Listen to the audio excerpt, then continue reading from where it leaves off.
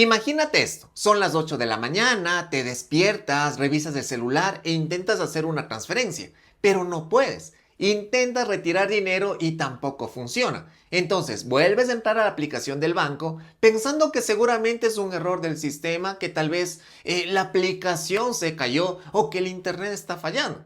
Pero de repente aparece una notificación diciendo que tus fondos están retenidos. Y sí, en ese momento literal sientes que el mundo se te viene encima, porque tienes cuentas que pagar, tal vez el arriendo, empleados, comida, proveedores o una tarjeta vencida. Y lo peor de todo es que ni siquiera entiendes qué fue lo que realmente pasó, porque casi nadie realmente explica qué es una coactiva. Tampoco explican cómo el Estado puede congelar dinero de una cuenta bancaria, ni por qué bloquearle el dinero a alguien supuestamente ayudaría a cobrar una deuda. Y sí, aquí viene algo importantísimo. La mayoría cree que el problema comenzó el día en que el banco bloqueó la cuenta. Pero no, la coactiva normalmente empezó muchísimo antes, solo que nadie se dio cuenta a tiempo.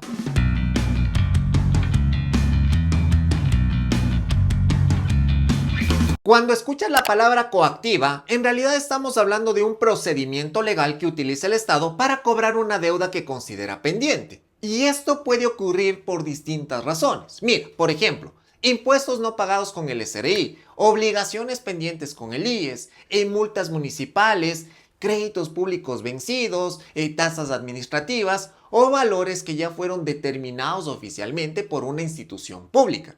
Es decir, para el Estado, esa deuda ya existe legalmente y debido a que no fue cancelada voluntariamente, la institución puede iniciar un proceso de cobro forzoso. Mira, las entidades privadas normalmente necesitan demandarte primero ante un juez para intentar cobrar una deuda. Pero las instituciones públicas en Ecuador tienen una facultad especial llamada jurisdicción coactiva. Pero, ¿qué significa eso? Que la ley les permite ejecutar directamente medidas para recuperar el dinero pendiente. Por ejemplo, retener fondos bancarios, embargar bienes o imponer restricciones patrimoniales, sin necesidad de iniciar primero un juicio civil tradicional. Y aquí aparece una de las mayores confusiones de todo este tema. Muchas personas creen que el banco decidió bloquearles la cuenta por iniciativa propia, como si la entidad financiera hubiera tomado la decisión directamente. Pero en la mayoría de casos no funciona así. Normalmente el banco recibe una orden emitida por una autoridad competente dentro del procedimiento coactivo y tiene la obligación legal de ejecutarla. Por eso tanta gente pierde tiempo peleando con la entidad financiera pensando que el banco puede desbloquearles los fondos solamente porque fueron a reclamar verbalmente. Pero mientras no exista una orden formal de levantamiento emitida por la autoridad correspondiente, el banco no puede liberar el dinero. Y aquí es donde todo se vuelve emocionalmente más pesado porque aparece una pregunta que honestamente tiene muchísimo sentido. ¿Cómo esperan que pague si me bloquearon la cuenta?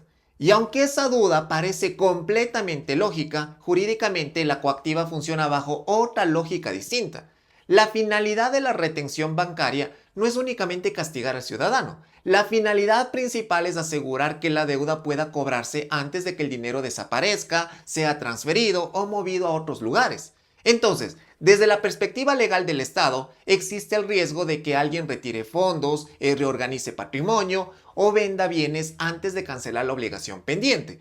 Por eso la ley permite aplicar medidas cautelares para garantizar el cobro. De hecho, el Código Orgánico Administrativo permite medidas como retención de fondos, secuestro de bienes y prohibiciones de enajenar para asegurar el pago de la deuda. Pero aquí también hay algo importante que casi nunca se menciona. La misma norma establece que estas medidas deben aplicarse buscando la menor afectación posible para los derechos de las personas. Además, en teoría, la retención no debería exceder el valor necesario para cubrir la obligación pendiente. Ahora bien, ¿cómo empieza realmente todo este proceso? Porque mucha gente cree que la coactiva apareció de la nada, pero normalmente todo comienza con una deuda firme, es decir, una obligación que ya fue determinada oficialmente por una institución pública. Después de eso, la entidad emite algo llamado auto de pago, y este documento es clave dentro del procedimiento. Básicamente es la orden formal donde la autoridad exige cancelar la deuda dentro del plazo legal correspondiente. Desde ese momento, la persona ya entra oficialmente en etapa de ejecución coactiva. Y aquí aparece uno de los errores que termina destruyendo financieramente a muchas personas: ignorar las notificaciones. Los correos, documentos, mensajes y avisos muchas veces son ignorados porque la gente piensa, ok, después reviso eso. Y mientras tanto el proceso sigue avanzando silenciosamente. Eso es precisamente el problema. Muchos creen que no está pasando nada hasta el día en que intentan usar su cuenta bancaria y descubren que ya tienen fondos retenidos. Y sí, ahí es donde todo se vuelve más duro, porque el impacto deja de ser solamente legal, ahora también se vuelve emocional, psicológico y familiar. Hay personas que ya no pueden pagar arriendo, cubrir gastos básicos, mover dinero o manejar normalmente sus negocios. Y es ahí cuando aparece ese verdadero miedo, porque perder acceso a tu liquidez diaria puede afectar absolutamente toda tu estabilidad financiera. Pero ojo, no toda retención significa necesariamente un bloqueo total absoluto de la cuenta. Jurídicamente existen diferencias entre una retención específica de fondos y un bloqueo completo. Además, ciertos recursos tienen protección constitucional. Por ejemplo, existen criterios relacionados con la protección de pensiones jubilares, pensiones alimenticias y determinados ingresos vinculados a derechos fundamentales. Entonces, ¿qué deberías hacer si descubres que tienes una coactiva? Lo primero y lo más importante es verificar exactamente qué institución inició el proceso y cuál es el valor real de la deuda. Y aunque parezca increíble, en muchos casos ni siquiera saben quién emitió la medida. Después de eso, es importante revisar el proceso correctamente. Mira, aquí en Ecuador se pueden consultar causas en la página del Consejo de la Judicatura utilizando número de cédula, nombres completos o número de proceso. Además, dependiendo del caso, también puede revisarse esa información en el SRI, en el IES, municipios u otras entidades públicas. El siguiente paso normalmente consiste en pagar la deuda o negociar facilidades de pago, porque varias instituciones públicas permiten convenios para evitar que el proceso siga avanzando. Pero aquí aparece otro error gigantesco. Mucha gente cree que pagar automáticamente desbloquea la cuenta, y no funciona así. Después del pago o del convenio aprobado, todavía debe emitirse formalmente el levantamiento de la medida cautelar. Es decir, la autoridad tiene que ordenar oficialmente el desbloqueo y comunicarlo al sistema financiero. Entonces, mientras eso no ocurra, el banco no puede liberar los fondos. Y aquí viene probablemente la parte más importante de todo este tema. Muchos creen que el problema empezó cuando les bloquearon la cuenta.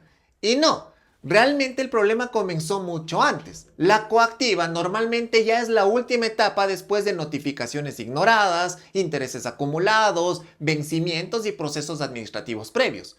Por eso, financieramente lo más inteligente siempre será actuar antes de llegar a una retención bancaria, porque una vez que la cuenta ya esté inmovilizada, el impacto deja de ser únicamente económico, también se vuelve emocional, psicológico, familiar y hasta laboral. Y créeme, nadie entiende realmente el valor de tener tranquilidad financiera hasta el día en que pierdes acceso a tu propio dinero.